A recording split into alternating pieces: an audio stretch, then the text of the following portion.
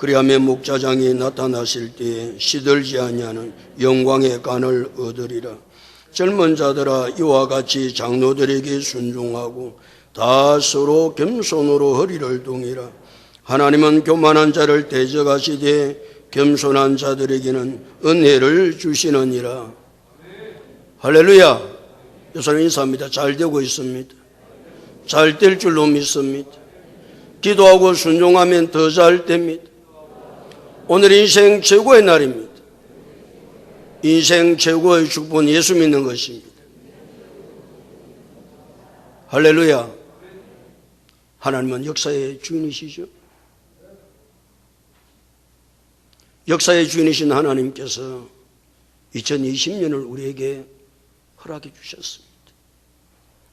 2020년을 우리에게 허락해 주신 역사의 주인이신 하나님은 2020년 상반기 기간 동안 우리의 삶을 하나하나 하시고 인도해 주셨습니다. 특별히 코로나19가 세계를 엄습해서 확진자가 1100만 명이 넘었습니다.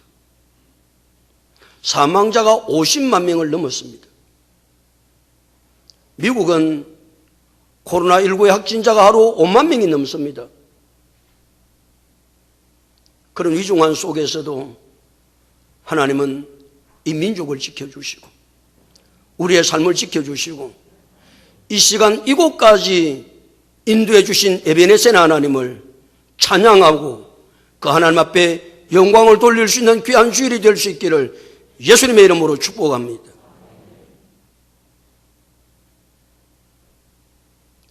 (2020년) 상반기를 생각해 보면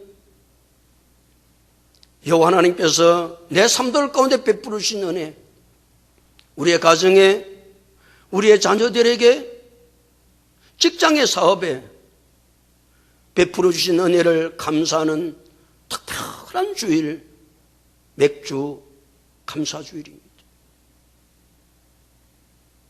지금까지 아무렇게나 살아왔다 손치더라도 이 맥주 감사주일을 맞이해서 2020년 상반기 동안 하나님께서 베풀어 주신 은혜가 얼마나 많은지 낱낱이 헤아려 보고 감사하는 귀한 주일 될 수 있기를 예수님의 이름으로 축복합니다. 그러나 2020년 상반기를 힘들고 어려운 가운데 지나온 성도들도 많이 있습니다. 마치 긴 터널을 지나가는 것처럼 하나님, 내 삶은 왜 이리 힘들고 어렵습니까? 그런 성도들도 있을 수 있습니다. 그러나 분명한 것 한 가지, 로마서 8장 28절 우리가 알거니와 하나님을 사랑하는 자 곧 그의 뜻대로 부르심을 입은 자들에게는 모든 것이 합력하여 선을 이루게 해주실 줄로 믿습니다. 여러분 하셔야만 합니다. 잊어버리면 안 됩니다. 믿으셔야 합니다. 뭘요? 아무리 내가 힘들고 어려워도 하나님은 이 모든 것을 합력하여 선을 이루신다는 사실을 알고 믿으셔야 합니다. 그래야면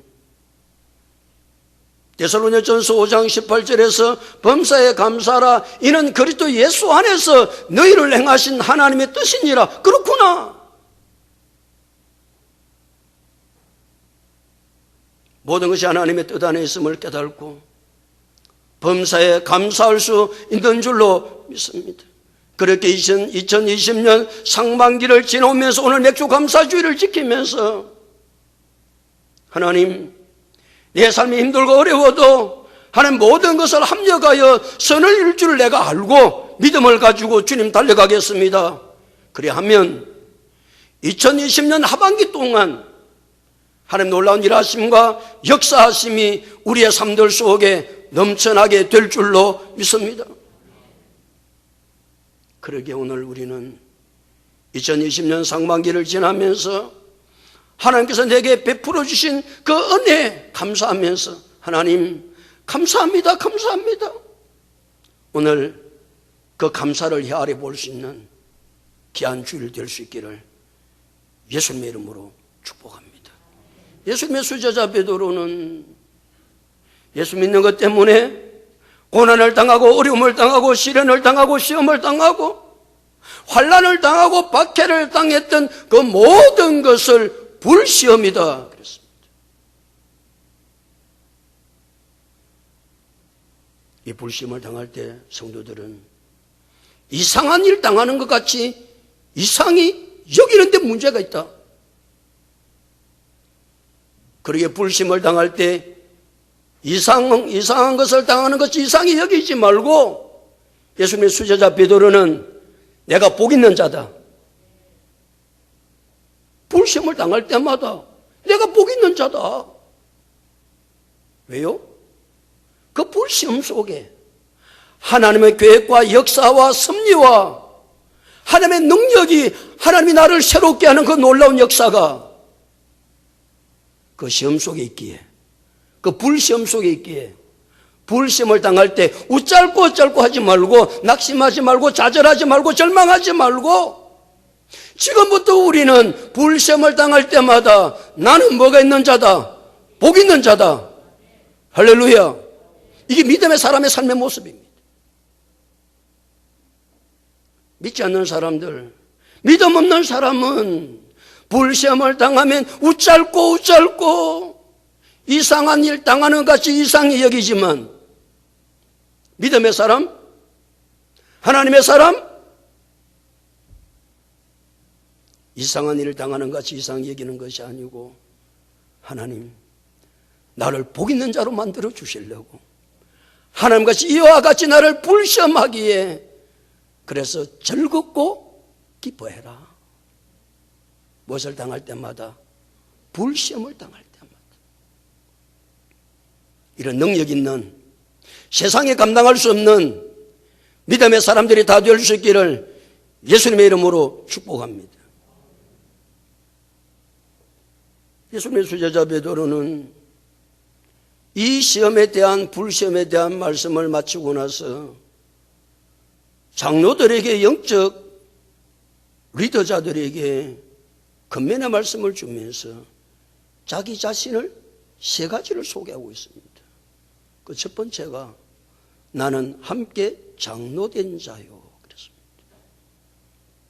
베드로는 장로가 아닙니다. 베드로는 사도입니다. 사도 가운데서도 수석 사도입니다. 사도라고 하는 것은 예수님의 12 제자에게만 붙여지는 명칭이기에 그 사도는 아무도 근접할 수 없는 이게 사도입니다. 그러나 베드로는 자기를 소개하면서 나는 장로들에게 자기 건면하기 위해서 자기를 소개하면서 나는 함께 장로된 자요. 무슨 말입니까? 자기를 낮추어서 그 사람과 동등의식을 가지는 것이죠. 사람들은 차별의식, 우월의식을 가지기를 원하는데 베드로는 이 의식을 가진 것이 아니고 나와 당신과 동등한 장로다. 두 번째, 그리스도의 고난의 증인이라고 했습니다. 예수님의 수제자 베드로는 예수님의 증인이었습니다. 삶의 증인이요, 부활의 증인이요, 성천의 증인이요. 증인이 많은 사람이죠. 본 것을 그대로 말하는 것이 증인입니다. 하나님께서 우리에게 많은 사명들을 주셨는데 그 사명 가운데 가장 중요한 사명은 증인의 삶을 사는 겁니다. 누구에 대해서? 예수 그리스도에 대해서 말이에요. 마지막으로 자기를 소개할 때 나타나실 영광에 참여할 자라고 자신을 소개하고 있습니다. 나타날 영광, 그것은 재림의 영광을 말합니다. 예수님은 부활의 영광이 있습니다. 어떻게 죽은 자가 사흘 만에 다시 살아납니까? 이 부활의 영광은 어떤 영광과도 비교할 수 없는 영광이 부활의 영광입니다. 예수님은 성천의 영광을 누렸습니다. 아니, 하나님의 보좌 우편에 앉으시는 영광을 예수님은 누렸습니다. 그러나 예수님의 영광 가운데 가장 놀라운 영광은 재림의 영광인 줄로 믿습니다. 재림의 영광입니다. 재림의 영광.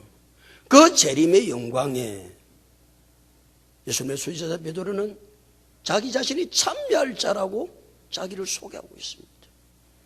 베드로만 예수님의 재림의 영광에 참여하는 것이 아니고 예수 그리스도를 나의 구주로 고백하는 저와 여러분들이 예수님 재림하실 때에 이 세상의 그 어떤 것과 비교할 수 없는 나타날 영광에 함께 참여하게 될 줄로 믿습니다.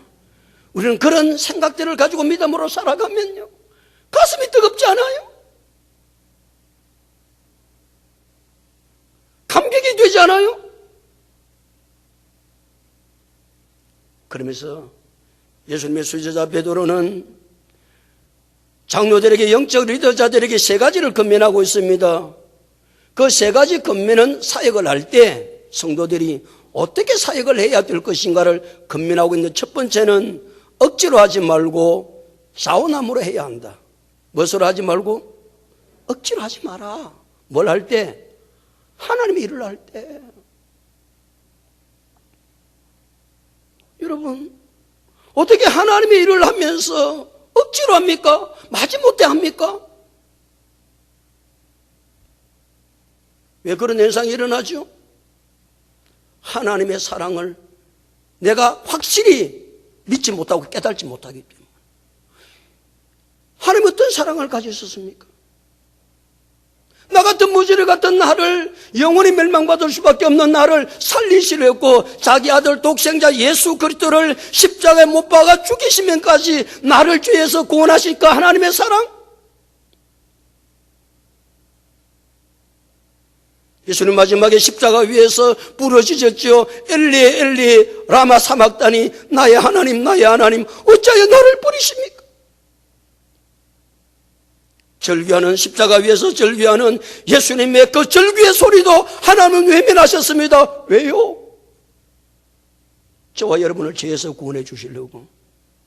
그 절규의 소리도 외면하시고 우리를 죄에서 건져주신 그 하나님의 사랑. 그런데 하나님의 일을 하면서 어떻게 억지로 일을 해요? 마지못해서?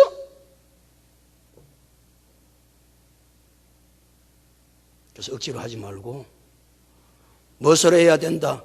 자원함으로 해야 된다. 자원함으로 해야 된다는 말은 자발적으로 열심을 다해서 그 말입니다. 누가 시켜서 하는 것이 아니고 내가 하나님의 사랑에 매여 그 은혜를 생각하면 내가 자발적으로 열심을 내지 않을 수 없어.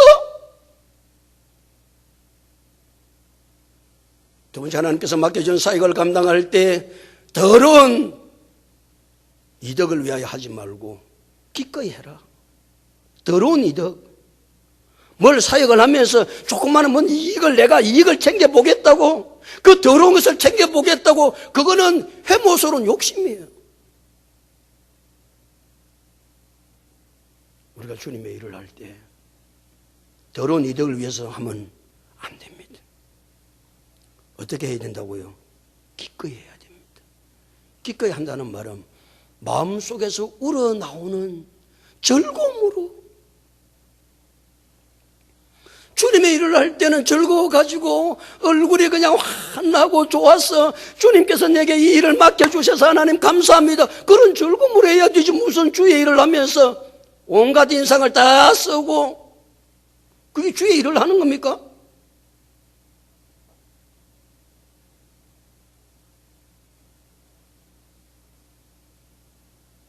그렇게 일을 하면 안 된다는 거예요. 세 번째는 주장하는 자세로 하지 말고 약물의 본이 되라고 말씀하고 있는. 주장하는 자세가 뭡니까? 주인 행세하지 말라는. 주인 행세. 이 땅의 모든 것의 주인은 하나님 한 분밖에 없다. 하나님 한 분밖에 없다. 하나님만이 주인이시다.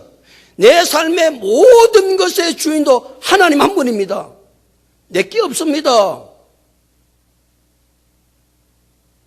우리가 가지고 있는 것은 주인 되신 하나님께서 맡겨주셔서 내가 가지고 있는 거다.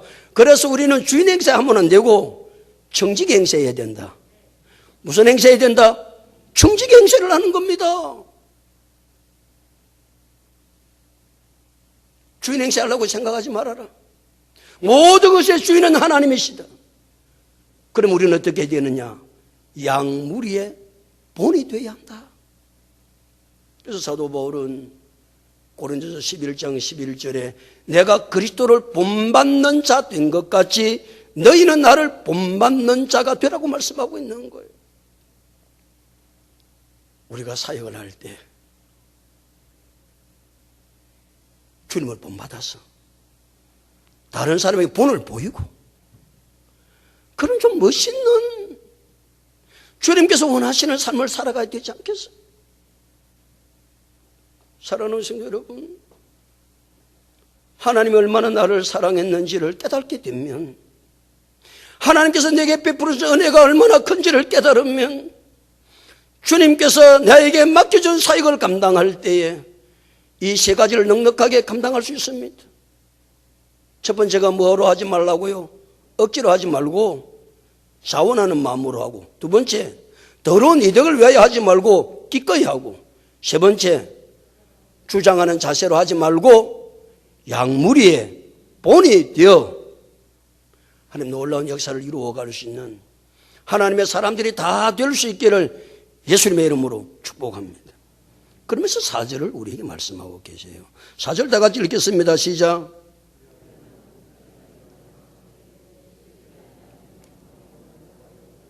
뭐하면? 그리하면이 뭘 받고 있는 겁니까? 3절의 말씀을 받고 있는 것이죠. 그 그리하면이 무엇입니까? 하나님의 일을 할 때 억지로 하지 말고 자원함으로 하고, 더러운 이득을 위하여 하지 말고 기꺼이 하고, 주장하는 자세로 하지 말고 양물의 본이 되게 하면, 그 말이죠. 그럼 어떻게 하시겠다는 거예요, 하나님이? 그 다음 읽겠습니다. 시작. 목자장이 나타나실 때에 시들지 아니하는 영광의 간을 얻으리라. 할렐루야. 누가 나타나신다고요? 목자장이 누굽니까? 예수님이 나타나십니다. 언제? 이 땅에 재림할 때. 예수님 반드시 나타나십니다. 예수님 반드시 재림하십니다. 그러니까 우리 성도들은 예수님의 재림을 사모하고 예수님의 재림을 준비하고 예수님의 재림을 기다리는 성도가 믿음의 성도입니다. 아이고, 뭘 예수님이 재림하신다고요? 그런 사람은 예수님의 재림을 사모하지 않습니다. 준비하지도 않습니다. 기다리지도 않습니다. 그러나 분명한 것은 예수님 재림하십니다. 믿든지 안 믿든지. 그때 가서 아이고 그때 목사님 말씀 잘 들어보고 살 걸 거라면 무슨 소용이 있어?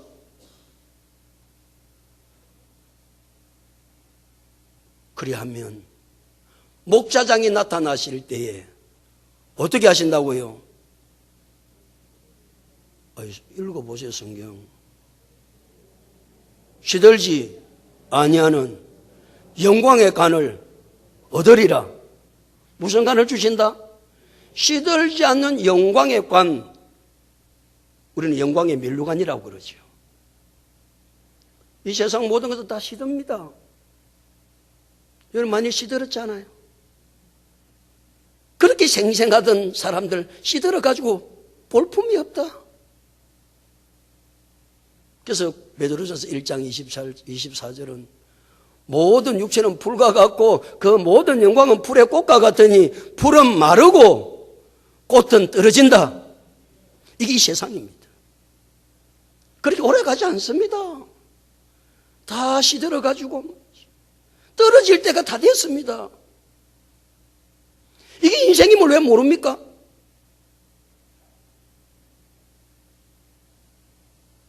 그런데 하나님께서 맡겨준 일을 억지로 하지 아니하고 자원함으로 하고, 더러운 이득을 위하여 하지 않고 기꺼이 하고, 주장하는 자세로 하지 아니하고 양물의 본이 되면 무엇을 우리에게 주신다? 시들지 아니하는 영광의 간을 주신다.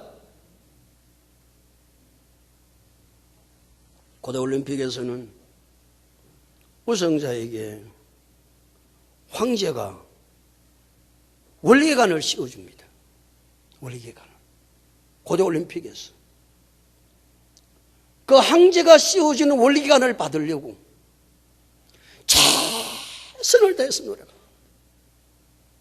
수많은 관중들이 그 월계관을 받았을 때 환호성을 지릅니다. 박수를 칩니다. 안 받아본 사람이 그 기쁨을 알겠습니까? 그 감격을 알 수 있겠습니까? 그럼 미안하지만 그 황제가 씌워주는 월계관은 곧 시들어버립니다. 그러나 주님께서 우리에게 맡겨준 사명을, 주님 기뻐한 대로 사명을 감당하면 만왕의 왕 되신 주께서 허당 구름같이 둘러싼 허단 성인들이 지켜보는 가운데 여러분 한 사람 한 사람에게 시들지 아니하는 영광의 간을 씌워 주실 줄로 믿습니다. 그럼 감격스럽지 않습니까?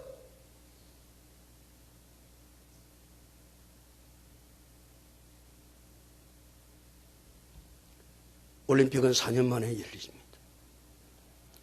4년 만에 올림픽이 열려서 그 올림픽에 우승을 하려고 그 선수들이 먹을 것을 제대로 먹습니까? 잠을 제대로 잡니까?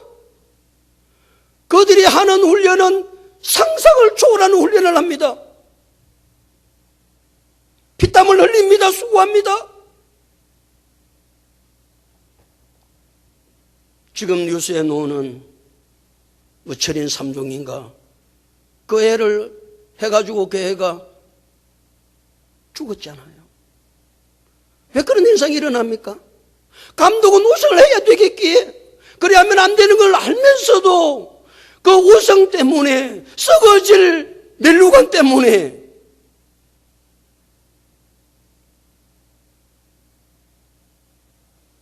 그럼 우리가 받을 멜루관은 썩어질 멜루관이 아니고 시들 멜루관이 아니고 영원한 영광의 멜루관을 그것도 구름같이 허단 정인들이 보는 앞에서 아니 황제가 아니고 만왕의 왕 대신 예수 그리스도께서 우리에게 씌워 주실 줄로 믿습니다. 그렇다고 한다면 우리가 어떻게 하나님의 일을 하는데 그렇게 뒤숭뒤숭하게 할 수 있겠습니까? 하면 하고 말면 말고 그렇게 할 수 있습니까?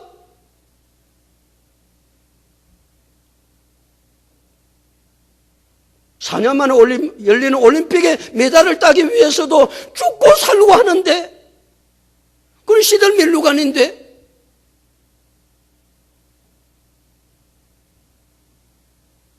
우리는 잘 생각을 하고 사셔야만 합니다. 이 땅의 결승점이 아닙니다. 곧 주님 재림하십니다. 그때 내가 어떻게 믿음으로 살았는지에 따라서 하나님께서 멜루관을 우리에게 씌워주실 것입니다. 그래 목사 내가 수고했지, 잘 달려왔지, 생명 걸고 달렸지. 근데 주께서 야, 니 그게 뭐하고 온 거야 그게? 그게 목회라고 하고 왔어? 놀기 삼아 했어?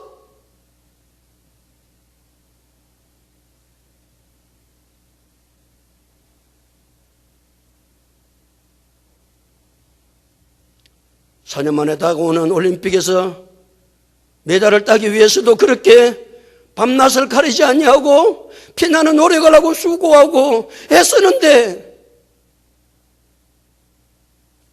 우리에게 주어질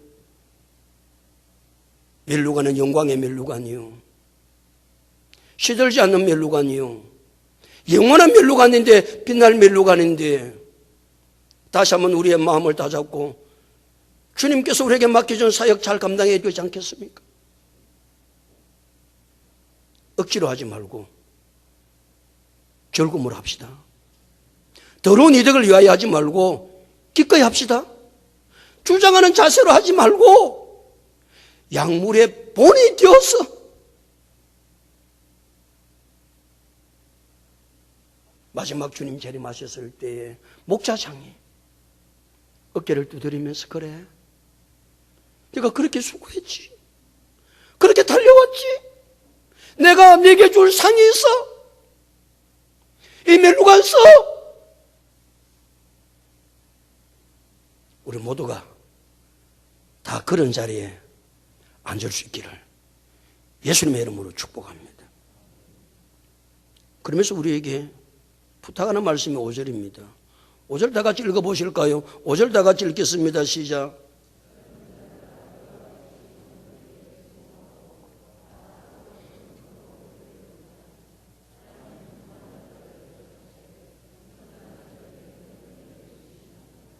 두 가지를 말씀하고 계시죠. 젊은 자들이 이와 같이 장로들에게는 뭐하고? 순종하고. 그럼 젊은 자들만 장로들에게 순종하라 그런 말이냐? 아닙니다. 장로들이 건면하는 말씀과 성도들이 건면한 말씀이 함께 다 어우러져 있는데 좀 더 폭넓게 이야기하면 성도들은 영적 리더자들에게 순종해야 한다 그런 말씀입니다.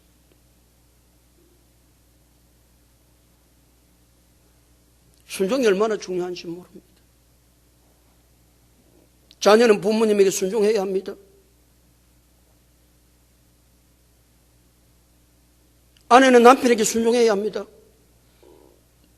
학생은 선생에게 순종해야 합니다. 일꾼은 상전에게 순종해야 합니다. 백성은 권세자들에게 순종해야 합니다. 순종은 훈련입니다. 가정에서 부모한테 순종하지 않는 그 사람이 순종이 잘 되겠습니까? 학교 가서 선생한테 순종이 되겠냐고요. 직장에 가서 상전한테 순종을 하겠습니까? 순종은 훈련입니다. 가정에서 부모님에게 순종하고, 아내는 남편에게 순종하고, 학생은 선생에게 순종하고, 일꾼은 상전에게 순종하고, 백성은 권세자에게 순종해야, 그게 훈련이 딱 돼야 교회 와서도 순종이 됩니다. 왜 교회에서 여러분 순종 안 되지요? 왜 안 됩니까? 영적 지도자들에게 훈련이 안 된 거예요. 그 순종을 안 하니까 염소 새끼 매이로 맨날 뿔로가 뒤바뀌는 뒤바고. 당신이 뭔데? 당신이 뭔데? 순종을 할 수가 없는 거죠. 영적 리더자에게 순종이 안 되는 사람이 하나님의 말씀에는 순종이 될까요? 됩니까? 순종한다는 행식만 띄는 것이 순종이 안 되는 거예요. 순종은 뭐라고요? 훈련입니다. 대답 좀 하소. 가정에서 부모한테 순종하고, 아내는 남편에게 순종하고, 학생은 선생에게 순종하고, 일꾼은 상전에게 순종하고, 백성은 권세자에게 순종해야 합니다. 성경은 끊임없이 그 순종을 가르칩니다. 왜? 순종은 훈련이기 때문에. 그 훈련이 돼야 교회 와서 영적 리더자에게 순종을 잘합니다. 하루아침에 되는 게 아닙니다. 그 사람이 하나님의 말씀에 순종합니다. 그러기에 언제 어디서든지 순종의 자세로 서고 순종해서 교회 와서 영적 리더자에게 순종하고 하나님의 말씀에 순종해서 주께서 원하시는 놀라운 역사들을 이루어갈 수 있는 하나님의 사람들이 다 될 수 있기를 예수님의 이름으로 축복합니다. 그러셔야만 합니다. 하나님의 성도들이 요구하는 거예요. 다시 5절. 젊은 자들이 이와 같이 장로들이 순종하고 그 다음 읽습니다. 다 같이 시작. 다 서로 겸손으로 허리를 동이라 됐습니다. 다 서로 뭐하라? 간단하게 말하면 겸손하라. 겸손하라. 겸손은 성도의 가장 놀라운 덕목입니다. 그래서 어거스틴은 때는 말했죠. 첫째도 겸손이요. 둘째도 겸손이요. 셋째도 겸손이다. 왜? 성도의 가장 놀라운 덕목이 겸손이니까. 우리 예수님의 수제자 베드로는 겸손으로 허리를 동이라고. 겸손으로 허리를 동이라.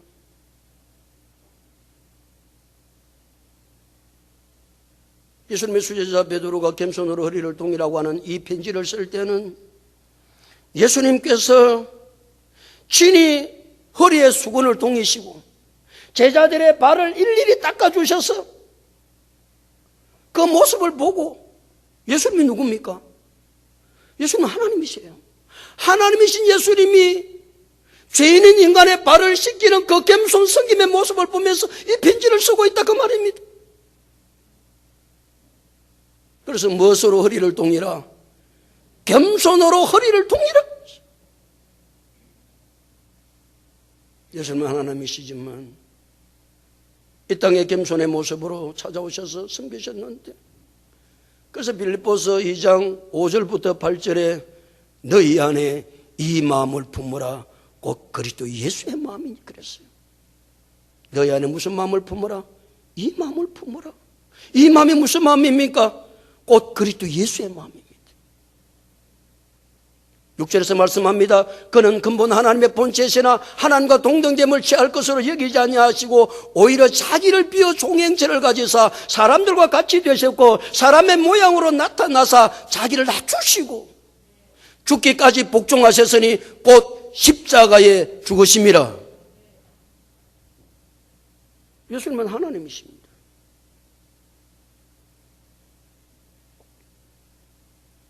그가 친히 허리에 수건을 두르십니다. 동이십니다. 제자들의 발을 씻겼습니다. 겸손함으로 섬겼습니다. 그래서 예수님 마태복음 11장 29절에서 나는 마음이 온유하고 겸손하니 나의 멍에를 메고 내게 배우라. 그리하면 너희 마음이 쉼을 얻으리니. 그랬어요. 예수님 친히 말씀하세요. 나는 마음이 온유하고 겸손하니 그 겸손을 너희가 멍에를 메고 좀 배워봐라.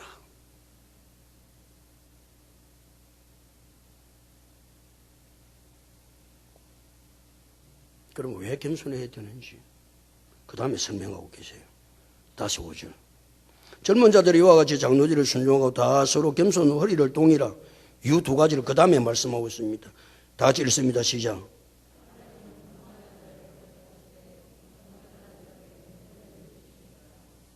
왜 겸손해야 되느냐? 첫 번째, 하나님은 누구를 대적하시되? 교만한 자는 대적하세요. 교만이 뭡니까? 교만은 다른 사람들 위에 자기가 드러내고 싶은 마음, 행동, 그걸 통틀어서 교만이라고 그럽니다. 다른 사람보다 더 낫다고 하는, 다른 사람과 다르다고 하는 그 말과 행동이 다 교만입니다. 하나님은 그 교만한 자를 뭐 하신다고요? 대적하신다. 대적은 군사용어인데, 대적이라고 하는 말은 어떤 내 바운다리에, 내 영역에 침범했을 때 반격하는 것을 가리켜서 대적이라고 그럽니다. 여러분, 동물의 왕국 같은 거 보면 그 안에도 짐승도요, 자기 영역 표시를 하죠. 자기 영역 표시를 다 합니다. 배설물 가지고. 영역 표시를 했다가 자기 영역에 누가 들어왔다 그러면 어떻게 하죠? 반격합니다. 아니, 생명 걸고 싸웁니다. 교만은 뭐냐? 하나님의 영역을 침범하는 겁니다. 왜요? 첫째 사람 아담이 그랬기 때문에. 아담은 교만해서 하나님의 영역을 침범한 거예요. 영역을 침범하면, 하나님의 영역을 침범하면 하나님이 뭐 한다고요? 반격하세요. 모든 군사를, 하나님의 군대를 일으켜서 여러분 그 교만한 사람을 반격하면 그 교만한 사람이 살겠습니까? 흥황하게 되겠습니까? 망합니다. 죽습니다. 그래서 잠언 16장 18절은 교만은 패망의 선봉이요 거만한 마음은 넘어짐의 앞잡이다고 그래서 말씀하시는 거예요. 왜? 하나님 교만한 자를 반격하시거든요. 왜? 자기 영역을 침범했다고. 하나님 그냥 두지는 않습니다. 망하려고 작정하면 마음은 망한다. 교만하면 망합니다. 교만한 사람, 안 망한 사람이 있던가요? 조금 지내보세요. 다 망했습니다. 왜 겸손해야 되느냐? 왜 겸손으로 허리를 동여야 되느냐? 하나님이 교만한 자를 대적하시되 그 다음에 뭐라고 말씀하고 있습니까? 겸손한 자들에게는 은혜를 주시느니라. 아멘. 겸손한 자들에게만 은혜를 주십니다. 2020년 상반기도 하나님의 은혜 가운데 지내왔습니다. 하나님의 은혜가 아니면 우리는 살아갈 수 없습니다. 값없이 베풀어 주시는 하나님의 은혜가 아니면 절대로 살아갈 수 없습니다. 그 은혜를 누구에게만 하나님이 주신다고요? 겸손한 자에게만 주십니다. 아무래도 주시는 게 아닙니다. 그러기에 우리는 첫째도 겸손이요, 둘째도 겸손이요, 셋째도 겸손이요.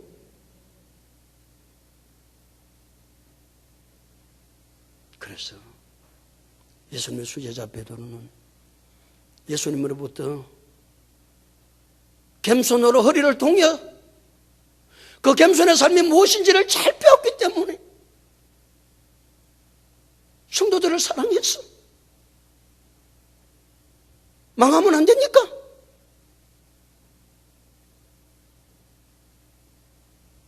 하나님은 교만한 자를 대적하시되 겸손한 자들에게는 은혜를 주신다고. 사랑하는 성도 여러분, 오늘은 2020년 상반기를 지나고 맥주 감사주의를 하나님 앞에 드립니다. 2020년 상반기는 은혜보다 힘들고 어려운 시기를 지냈습니다. 그러나 이 시간 이곳까지 인도하신 분은 하나님인 줄로 믿습니다. 그분의 은혜입니다. 그러기에 우리는 오늘 어제까지 그렇게 여러분이 헤아리지 못했다고 한다면 2020년 삶 속에 하나님께서 내게 베푸신 은혜가 얼마나 많은지, 아니 힘들고 어려웠으면 그 힘들고 어려운 상황 가운데 하나님 왜 나를 그렇게 하셨는지,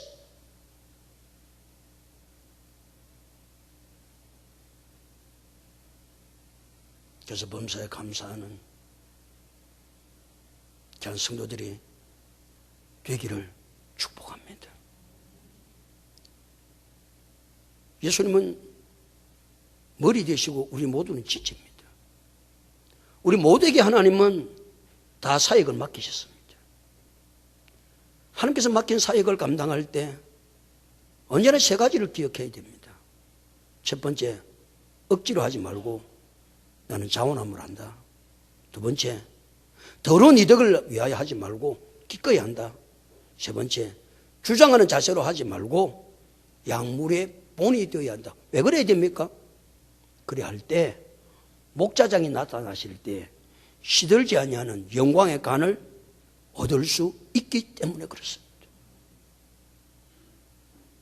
뿐만 아니라 우리 성도들은 두 가지를 기억해야 됩니다.